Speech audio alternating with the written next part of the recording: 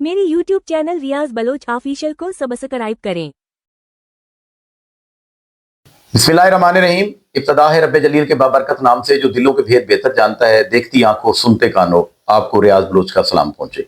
रियाज Bloch official की तरफ से आज एक नया सिलसिला हम शुरू कर रहे हैं और इंशाल्लाह आपको हर इसी दिन जो आज का दिन है यानी जुमेरात को आपको डॉक्टर साहब से माहिराना मशवरे मुख्तलिफ बीमारियों के हवाले से, बीमारियां क्यों होती हैं, इन पर कंट्रोल कैसे किया जा सकता है, इनसे बचा कैसे जा सकता है, इस हवाले से इंशाल्लाह हम मुख्तलिफ बीमारियों पर बातें किया करेंगे और ये सिलसिला इंशाल्लाह तवील अरसे तक चलेगा। आज मेरे साथ हैं doctor Mohammad Hussain Akhtar, family physician है ये, और ये 1982 से प्रैक्टिस कर रहे हैं।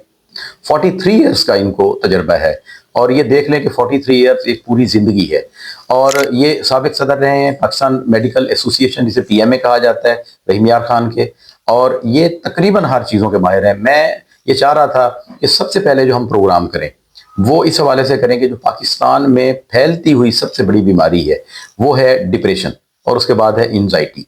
इस हवाले से हम डॉक्टर साहब से बात करेंगे आज डिप्रेशन और एंजाइटी पर कि ये क्यों होती है, कैसे होती है, इस पर कंट्रोल कैसे मुमकिन है अगर हो जाए, और इससे बचा कैसे जा सकता है कि अल्लाह ना करे या हो ही ना किसी को, तो इसके क्या तरीक़ेकार हैं। अस्सलाम वालेकुम डॉक्टर साहब। वालेकुम सलाम। कैसे हैं डॉक्टर साहब, आप ठीक है? अल्हम्दुलिल्लाह। सबसे पहले तो मैं आपका शुक्रगुजार हूँ कि आपने हमारे शहर के लिए, हमारे ज़िला रहीम यार खान के लिए, हमारे पंजाब के लिए और ओवरऑल पाकिस्तान और जो हमारे देखने वाले व्यूअर्स हैं उनके लिए टाइम निकाला और आपने ये खिदमात अपनी हमें जो है वो दी और इंशाल्लाह इससे लोग मुस्तफ़ीद होंगे। डॉक्टर साहब, आज हम बात करना चाहेंगे, मैंने जैसे कि पहले बताया है, डिप्रेशन और एंजाइटी पर। सबसे पहले ये फरमा दें कि ये डिप्रेशन और एंजाइटी क्या दोनों एक ही लफ्ज़ हैं, एक ही बीमारी है, या इसके अलग-अलग को मामला हैं? बिस्मिल्लाहिर्रहमानिर्रहीम। रियाज बलोच साहब, शुक्रिया आपका, आपने मुझे मौका दिया एक अहम मौजू पे बात करने का। मैंने जब प्रैक्टिस शुरू की है 1982 में, तो उस वक्त इन्फेक्शंस बहुत कॉमन थे। खानपुर के हवाले से भी मैं बात करूंगा। जनरली हर शहर का डाटा अलहदा भी हो सकता है, लेकिन एज ए होल इकट्ठा भी हो सकता है। इन्फेक्शन का मतलब बुखार, टाइफाइड, नज़ला, जुकाम और इस तरह की पेचस वेचस बीमारियाँ बहुत ज़्यादा थी। ग्रेजुअली मैंने देखा आहिस्ता आहिस्ता हमारे माशरे में ना डिप्रेशन की बीमारी बहुत बढ़ती गई, जो शुरू में इतनी नहीं थी। आहिस्ता आहिस्ता इसके इतना इजाफा हो गया कि अब मैं हैरान हूँ कि हर आने वाला मरीज किसी न किसी हद तक एंजाइटी या डिप्रेशन का कुछ ना कुछ शिकार ज़रूर है। और ख़ास तौर पे एक और बीमारी शुगर और ब्लड प्रेशर, ये भी बड़ी तेज़ी से हमारे माशरे में बढ़ी है। मोटापा भी, इस पर हम आहिस्ता आहिस्ता इंशाल्लाह आइंदा आने वाले दिनों में बात करेंगे। जी बिल्कुल। अभी मैं फोकस करूंगा सिर्फ यही असाबी या ज़हनी बीमारी जिसे हम कहते हैं डिप्रेशन। तो इसमें मैं बताना ये चाह रहा हूँ कि एंजाइटी एक हल्की किस्म है और डिप्रेशन जो है ये उसकी एक शदीद किस्म है। ये जितनी नफ्सियाती बीमारियां हैं ना, इनको हम बुनियादी तौर पे दो हिस्सों में तकसीम कर लेते हैं। एक जो हल्का किस्म है उसे हम न्यूरोसिस कहते हैं, NEUROSIS, न्यूरोसिस, और जो शदीद किस्म है उसे हम साइकोसिस कहते हैं।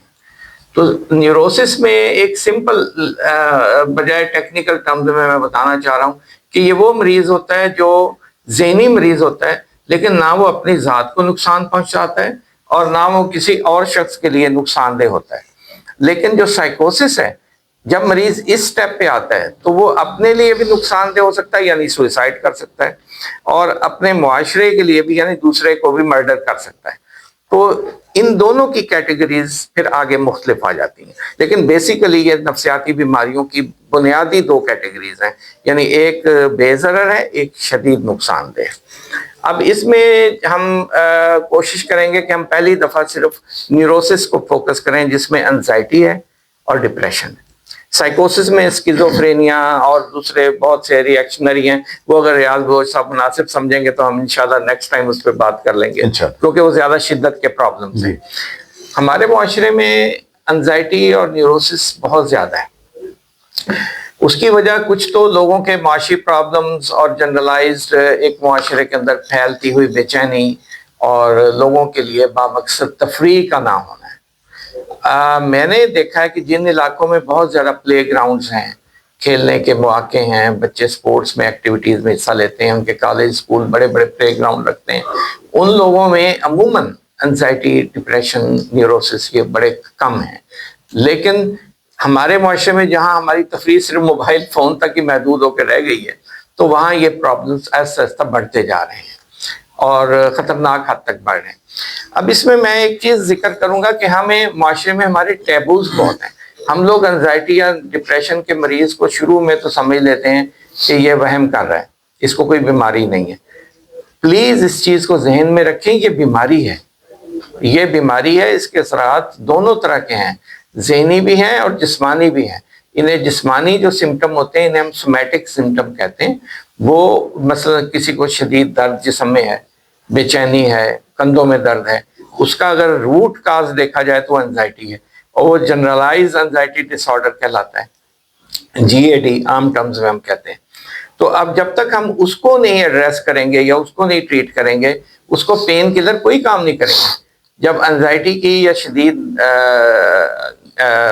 ٹینشن ہیڈیک کی شخص کو ہوتی ہے، آپ اسے دنیا جہان کی پین کلرز کھلا کے دیکھ لیں، اس کو سر درد نہیں ہٹے گی جب تک کہ آپ اس کی انزائٹی کا علاج.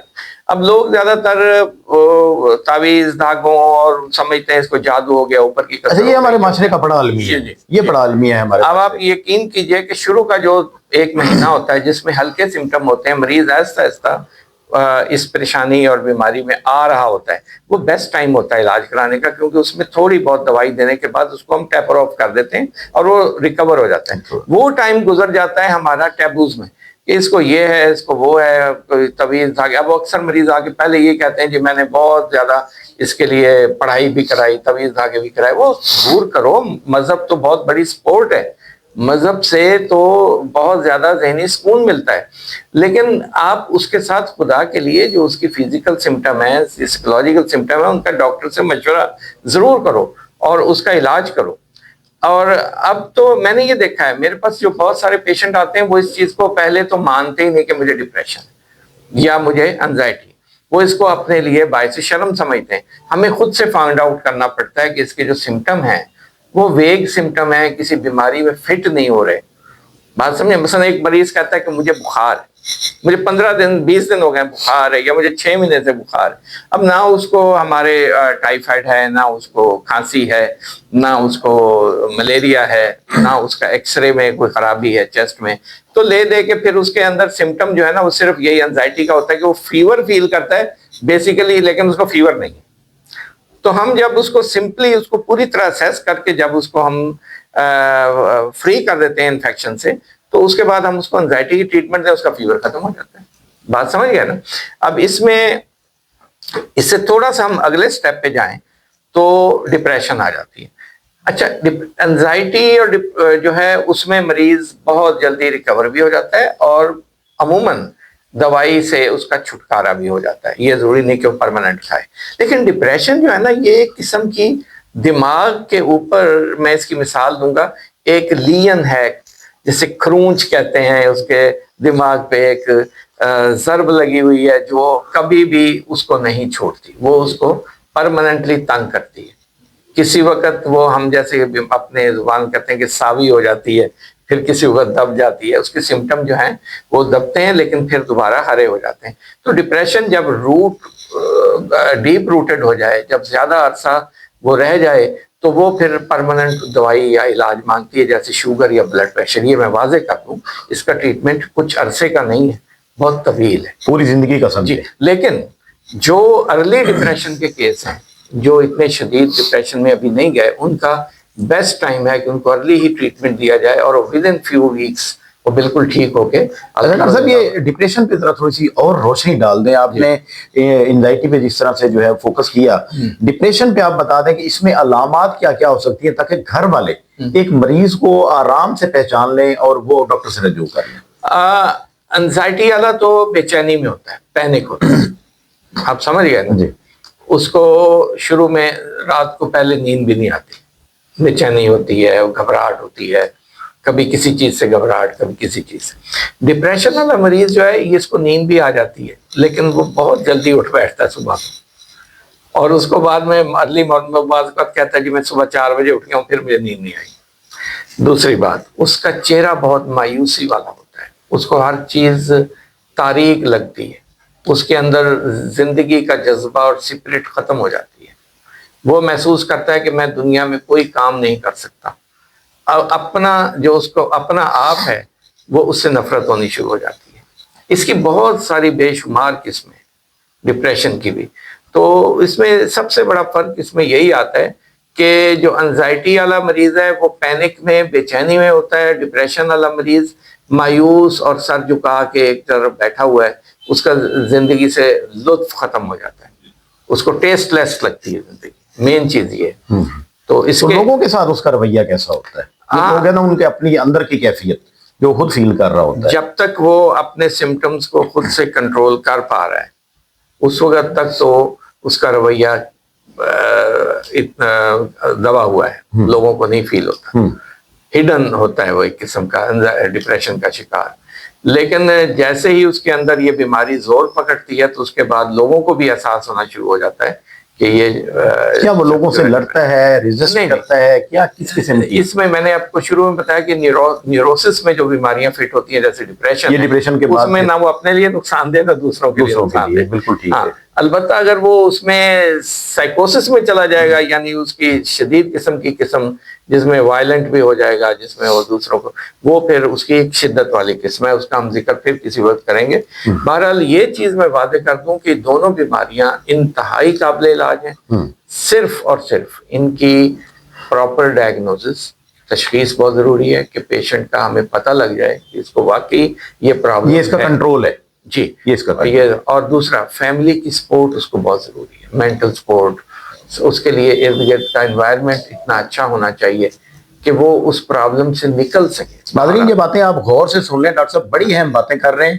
اور یہ معاشرے میں جو ہمارے ڈپریشن پھیل رہی ہے, ابھی ہم ڈاکٹر صاحب سے ایک اور بھی سوال کریں گے, لیکن بڑی تیزی سے ڈاکٹر صاحب نے بتایا ہے کہ یہ انزائٹی اور ڈپریشن, انزائٹی پہلی قسم ہے, اس کے بعد ڈپریشن کا, اور اس کے بعد جو تیسرا انہوں نے مرحلہ بتایا ہے, اس پر کسی اور دن ہم اسپیشل جو ہے اس پہ پوری گفتگو کریں گے. تو ڈاکٹر صاحب یہ بتائیں کہ اس سے بچنے کے لیے کیا کرنا چاہیے کہ ڈپریشن ہو ہی نہ, انزائٹی ہو ہی نہ؟ اس کے لیے دیکھیں دو فیکٹرز ہیں. ایک تو یہ ہے کہ خدا کرے کہ ہمارے ملک میں اتنی چیزیں, بہت سہولتیں عام ہو جائیں, معاشی حالات بہتر ہو جائیں. ایک تو ایز اے ہول ایک فیکٹر تو یہ ہے. دوسرا فیکٹر یہ ہے کہ لوگوں کے ذاتی رویے بہت اچھے ہونے چاہیے, لوگ اتنے ویل ٹرینڈ ہوں. میں ایگزامپل دوں گا کہ شوہر اپنی بیوی کو لا رہا ہے میرے پاس علاج کے لیے.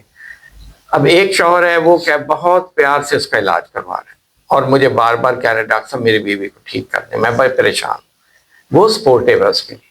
ایک آتا ہے وہ اس کو ساتھ ہی ڈانٹتا ہے, وہ کہتا ہے دیکھ تیرے اوپر اتنے میں پیسے لگا رہا ہوں تو مکر کر رہی ہے, تو ٹھیک کیوں نہیں ہوتی ہے. وہ ڈپریشن کی مریضہ. اب جب اس کو یہ والے اس کو جملے سننے پڑیں گے اور زیادہ اس پرابلم میں چلی جائے گی. اور ایک میں آپ کو بڑی اہم بات بتاؤں جو ہماری کتابوں میں بھی نہیں ہے, دوسرے وہ یہ کہ اس علاقے میں, ہمارے علاقے میں خواتین بہت زیادہ ڈپریشن کی شکار ہیں. وہ خواتین کی تعداد زیادہ ہے جن کے شوہر سعودیہ یا دبئی میں کام کر رہے ہیں. یہ بڑی میں آپ کو انٹرسٹنگ بات بتا رہا ہوں. میں پہلا کوسچن ہی یہی کرتا ہوں جب مجھے ڈاؤٹ ہوتا ہے کہ یہ مریضہ ڈپریشن کی. میں پوچھتا ہوں بی بی آپ کے شوہر کہاں ہیں؟ وہ بتائے گی جی وہ سعودیہ میں کام کر رہے ہیں.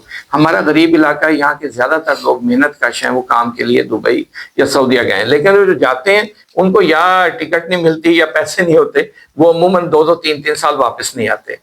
تو یہ تو ہمیں پتہ ہی ہے کہ ہمارے اسلام میں بھی حکم ہے. حضرت علی نے فرمایا تھا کہ 6 ماہ سے زیادہ کسی مجاہد کو لڑنے کے لیے فیلڈ میں نہ چھوڑو, اس کو واپس گھر بھیجو. تو گھر کے واپس آنا بھی حقوق ہیں گھر والوں کے اس پہ, تو وہ آنا چاہیے. تو وہ ایک ڈپریشن کا ایسا ہے کہ خواتین کے اوپر اپنے بچوں کی, اپنے گھر کی ساری ذمہ داری الون ہو جاتی ہے, وہ اپنے شوہر سے شیئر نہیں کر پاتی. تو وہ ایسا اس کی ظاہری بات ہے, خاتون گارڈین ہے گھر کی, تو ظاہری بات ہے ساری ذمہ داری. یہ بھی ہمارے علاقے. ڈاکٹر صاحب یہ آپ نے 43 ایئرز آپ کو ہو گئے, آپ کیا محسوس کرتے ہیں کہ پہلے سالوں میں یہ ڈپریشن کتنی تھی, پھر اس کے بعد 10 سال آپ کو گزر گئے, پھر ڈپریشن کتنے فیصد آئی, اور پھر 20 سال گزر گئے, پھر 30 گزر گئے, اور کب سے یہ شدت جو ہے ہمارے ملک میں یا ہمارے علاقے میں یہ آنا زیادہ شروع ہوئی؟ آپ اس سے اندازہ لگا لیں کہ میں 1982 سے بات کر رہا ہوں کہ اس وقت جو کیس آتا تھا انفیکشن کا ہی تھا, بخار, نزلہ, زکام, کھانسی, ٹی بی بڑی عام تھی. بالکل. تو ایسا اس کے پہ قابو. ہیپیٹائٹس بہت زیادہ عام تھا. ہیپاٹائٹس بی سی، ہم جس کا ٹیسٹ کرتے تھے وہ پازیٹیو نکل آتا تھا. تو الحمدللہ وہ جیسے جیسے صحت کی اویئرنیس ہو رہی ہے یا لوگوں کو اویئرنیس ہو رہی ہے، فوڈ کے بارے میں لوگ کانشیس ہو رہے ہیں، تو اب انفیکشنز کم ہو رہے ہیں. ماسک کے آنے سے، ماسک پہننے سے لوگوں میں چیسٹ کے پرابلم کم ہو گئے ہیں.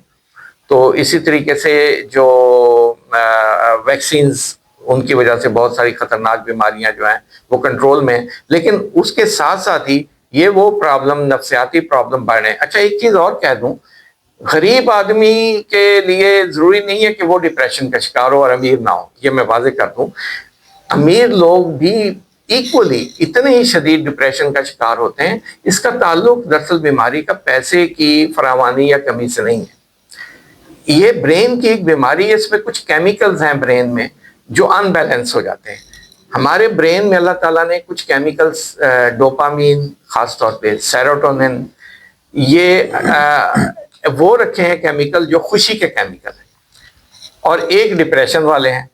اب ان کو اللہ تعالیٰ نے ہمارے ہر برین میں بیلنس رکھا ہوا ہے. بعض اوقات ایسا ہوتا ہے کہ پریگننسی میں یا کچھ اور ٹائمنگز میں جب آپ کے وہ برین کے جو خوشی والے کیمیکلز کم ہو جاتے ہیں، یا کسی دوائی کے استعمال سے بھی کیمیکلز وہ کم ہو سکتے ہیں، تو مریض آہستہ آہستہ ڈپریشن میں جانا شروع ہو جاتا ہے. اب اس کو کوئی، چاہے وہ کروڑ پتی بھی ہے، اس کے پاس دنیا کی ہر فراوانی، ہر چیز ہے، لیکن اگر اس کے برین میں وہ جو میں نے بتائے ہیں، جو ڈوپامین اور سیروٹونن کم ہو گئے ہیں، اور تو وہ ایسا ایسا اس میں ڈپریشن میں جانا شروع ہو جائے گا. تو یہ ہم ادویات سے کیا کرتے ہیں؟ ادویات سے ہم یہ نہیں کہ ہم مریض کو صرف نشہ دے دیتے ہیں، یہ بات غلط ہے. ہم اس کے برین کے ان کیمیکلز کو بیلنس کرتے ہیں. یہ جو ہمارے ایک گیم چینجر دوائیاں آئی ہیں جنہیں ہم بولتے ہیں SSRI، سیلیکٹیو سیروٹونن ری اپٹیک انہیبیٹرز، یہ گروپ ہے ادویات کا جو ہمارے برین میں سیروٹونن کی مقدار کو بڑھاتا ہے، اور دن بدن مریض خوشی فیل کرنا شروع ہو جاتا ہے. اسے محسوس ہوتا ہے کہ میں اب ٹھیک ہوں، میرے ارد گرد سارا کچھ ٹھیک ہے، وہ سارے حالات اس کو بہارو پھول برساؤ، جی مطلب اس طریقے کا ہو جاتا ہے. اس کے اندر کا موسم جو ہے وہ خزاں سے تبدیل ہو کر اس میں آ جاتا ہے. ڈاکٹر صاحب بہت بہت شکریہ. آج میرا بھی تھوڑا سا ناظرین گلا خراب ہے، لیکن ڈاکٹر صاحب کے پاس بیٹھا ہوں، اللہ کرے گا مجھے کچھ دیں گے اور جس سے میرا گلا ٹھیک ہو جائے گا. اگلی انشاءاللہ جو ہماری بیٹھک ہوگی، ہماری اور ڈاکٹر محمد حسین اختر صاحب کی، فیملی فزیشین ہے، انشاءاللہ ہم ان سے فائدہ اٹھائیں گے. آپ کمنٹس باکس میں ضرور بتائیے گا کہ ہم اگلے ہفتے اپنی کس بیماری کو موضوع بنائیں اور کس پر جو ہے وہ گفتگو کریں. ویسے اوورال میں آپ کو بتا رہا ہوں کہ ہم تمام بیماریوں پہ انشاءاللہ، جیسے شوگر بلڈ پریشر ہو گیا، اس پہ بھی اسپیشل ایک پروگرام ہو گیا، ہیپاٹائٹس بی سی ہو گیا، اس پہ بھی ایک اسپیشل پروگرام ہوگا. اس کے علاوہ ڈاکٹر صاحب جو ہے، میں بڑا حیران ہوا، میں شروع سے یہ ہمارے فیملی فزیشین ہیں، ان کی تشخیص جو ہے وہ بڑی کمال ہے ڈاکٹر صاحب کی. ایک ان میں جو کوالٹی میں نے دیکھی ہے کہ انہوں نے مرض پکڑ لینا ہے. آپ کو میں یہ دعوے سے، چیلنج سے کہتا ہوں، آپ پاکستان میں کہیں سے بھی ہیں، آپ خانپور تشریف لے آئیں، مال ٹاؤن میں آ جائیں، موبائل مارکیٹ کے ساتھ ڈاکٹر محمد حسین اختر کا الشفا کلینک ہے، وہاں آئے.